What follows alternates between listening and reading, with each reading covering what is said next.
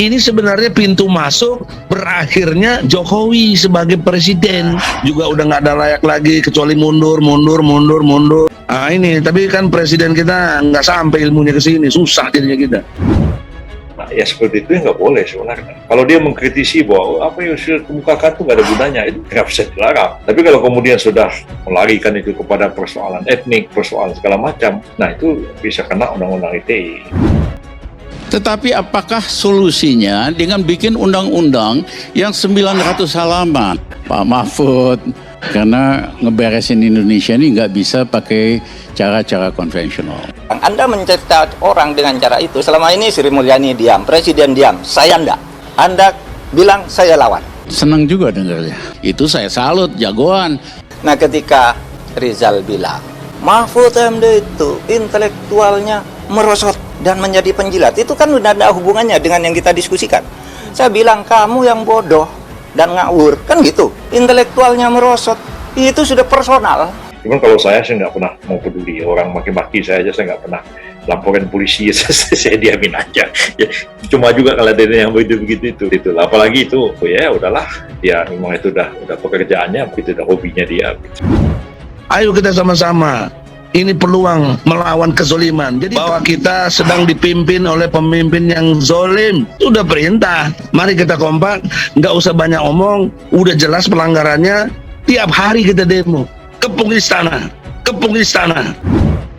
Menyebabkan hoax, misal, di belakang ini ada kepentingan itu, kepentingan ini. Jadi itu memang bisa kena, ya. Ambil satu contoh, ya. Saya kemarin ketemu Presiden Jokowi, ya membicarakan masalah negara, nggak bisa dilarang. Tapi kalau kemudian sudah melarikan itu kepada persoalan etnik, persoalan segala macam, nah itu bisa kena undang-undang ITE. Birokrasi kita memang ruwet, bikin masalah, bikin ribet, dan bikin susah pengusaha. Tapi solusinya bukan nasib buruh malah dikurangi, dipreteli, dan sebagainya. Banyak yang pertama tidak paham putusan MK itu seperti apa. Yang kedua belum baca isinya, sudah berkomentar. Bang Rizal sendiri mungkin pusing kepala lah bagaimana sebuah proses pengambilan kebijakan. Begini Bang, persoalan kita itu bukan di atas, persoalan kita itu justru di bawah. Gitu loh. Tapi solusinya bukan omni cilaka ini. Pemerintah dan DPR bisa menyusun undang-undang, bisa melakukan revisi terhadap undang-undang yang ada, yaitu dengan cara omnibus law. Di situ harus ada cantelan bahwa omnibus law itu masuk di dalam tata hukum kita. Lalu Perpu dibuat berdasar itu. Untuk itu seorang presiden nggak ada batasan untuk bagaimana memastikan sebuah pekerjaan itu berjalan atau tidak. Kalau nggak jalan, potong kepalanya, selesai. Kan begitu. Baik. Presiden Joko Widodo atau Jokowi telah melakukan makar subversif dan layak dimakzulkan atas dikeluarkannya Perpu Cipta Kerja atau Ciptaker. Presiden Jokowi telah secara nyata melakukan perbuatan tercela karena telah melecehkan, membangkang, dan melakukan subversi kepada konstitusi. Karenanya Presiden Jokowi layak dimakzulkan, kata Ketua Umum Tim Pembela Ulama dan Aktivis, Egy Sujana.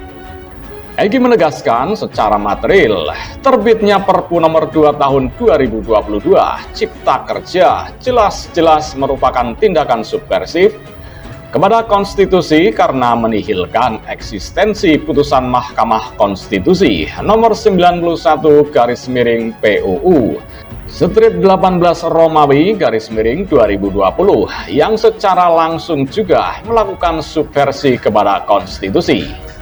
Dalam ketentuan pasal 7A Undang-Undang Dasar 1945 disebutkan bahwa presiden dan wakil presiden dapat diberhentikan dalam masa jabatannya oleh Majelis Permusyawaratan Rakyat atas usul Dewan Perwakilan Rakyat, baik apabila terbukti telah melakukan pelanggaran hukum berupa pengkhianatan terhadap negara, korupsi, penyuapan, tindakan pidana berat lainnya, atau perbuatan tercela, maupun apabila terbukti tidak lagi memenuhi syarat sebagai presiden dan atau wakil presiden.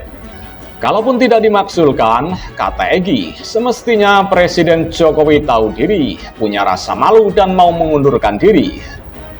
Akan tetapi, sayangnya, sepertinya Presiden tidak punya rasa malu lagi. Saya menghimbau agar Saudara Mahfud MD selaku pihak yang juga punya andil dan bertanggung jawab atas terbitnya Perpu yang masih memiliki malu untuk mengundurkan diri dari jabatannya selaku Menko Polhukam. Mengingat Mahfud MD tentu paham TAP MPR nomor 6 tahun 2001 yang menghimbau pejabat publik dan elit politik jika melanggar etika dan peraturan dipersilahkan untuk mengundurkan diri, paparnya. Menanggapi pernyataan Egy Sujana, Profesor Hukum sekaligus politikus nasional Yusril Ihza Mahendra menanggapi adanya wacana pemaksulan Presiden Joko Widodo atau Jokowi yang dibawa lewat kontroversi isu Perpu Undang-Undang Cipta Kerja. Menurutnya, bila upaya itu digulirkan via parlemen, DPR bak memercik air terkena muka sendiri. Apakah dengan menerbitkan Perpu untuk melaksanakan putusan MK yang memerintahkan kepada DPR dan Presiden untuk memperbaiki Undang-Undang Cipta Kerja telah cukup alasan untuk melakukan pemaksulan terhadap Presiden? Kata Yusril dalam mengawali kritik terhadap wacana pemaksulan sebagaimana keterangan pers pada Jumat 6 Januari 2023. Yusril menjelaskan alasan pemaksulan tercantum dalam pasal 7A dan 7B Undang-Undang Dasar Negara Republik Indonesia tahun 1945. Ada 7 alasan pemaksulan antara lain pengkhianatan terhadap negara, korupsi, penyuapan, tindak pidana berat lainnya, melakukan perbuatan tercela, dan tidak lagi memenuhi syarat sebagai presiden. Penerbitan Perpu untuk memperbaiki Undang-Undang Cipta Kerja tersebut nampaknya masih jauh dari memenuhi kriteria alasan pemaksulan, kata Yusril. Apabila DPR menolak pengesahan Perpu Cipta Kerja yang dikirim Jokowi untuk diundang-undangkan lantaran DPR menilai Perpu itu melanggar Undang-Undang 1945, pintu pemaksulan menjadi mungkin. Namun menurut Yusril, kritik bakal bisa berbalik ke DPR sendiri selaku pembuat undang-undang. Seharusnya DPR bersama pemerintah memperbaiki Undang-Undang Cipta Kerja sebagaimana amanat MK. Sementara sudah lebih setahun pemerintah itu diberikan MK. Sejak November 2021, tidak terlihat upaya apapun dari DPR untuk mengambil prakarsa memperbaiki Undang-Undang Cipta Kerja itu. Nah, ketika Presiden mengambil prakarsa menerbitkan Perpu untuk memperbaikinya, lantas apakah DPR punya rasa percaya diri untuk menyalahkan Presiden dan berusaha memaksulkannya? Kata Yusril. Tindakan DPR seperti itu akan menjadi seperti kata dalam peribahasa Melayu, bagai memercik air di dulang, akhirnya terkena muka sendiri, kata Yusril. Yusril mengatakan Mahkamah Konstitusi atau MK telah memberi waktu perbaikan tersebut selama 2 tahun sampai tanggal 25 November 2023. Namun, lanjut Yusril, jika Undang-Undang Cipta Kerja tak kunjung diperbaiki, maka MK akan menyatakan seluruh undang-undang itu bertentangan dengan Undang-Undang Dasar 1945 dan tidak mempunyai kekuatan hukum mengikat. Karena itu, penerbitan Perpu untuk memperbaiki Undang-Undang Cipta Kerja merupakan pilihan yang diambil Presiden. Tentu bukan pilihan terbaik, apalagi dilihat dari sudut pandang normatif dan akademik, tetapi merupakan pilihan yang paling mungkin untuk diambil dalam mengatasi keadaan, ujar Yusril. Yusril menjelaskan selain itu ada beberapa ketentuan yang ditetapkan MK, antara lain pemerintah tidak boleh membuat peraturan-peraturan pelaksanaan dari Undang-Undang Cipta Kerja sebelum dilakukan perbaikan. Putusan MK kali ini memang lain dari biasanya.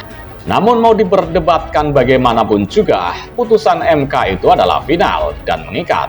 Tidak ada pilihan lain kecuali mematuhinya, jelasnya. Ditambahkan Yusril, adanya keadaan tersebut bak menjadi kesulitan bagi pemerintah untuk mengambil langkah kebijakan dalam mengatasi masalah bangsa. Terlebih, jabatan Jokowi sebagai orang nomor 1 di Indonesia akan segera berakhir.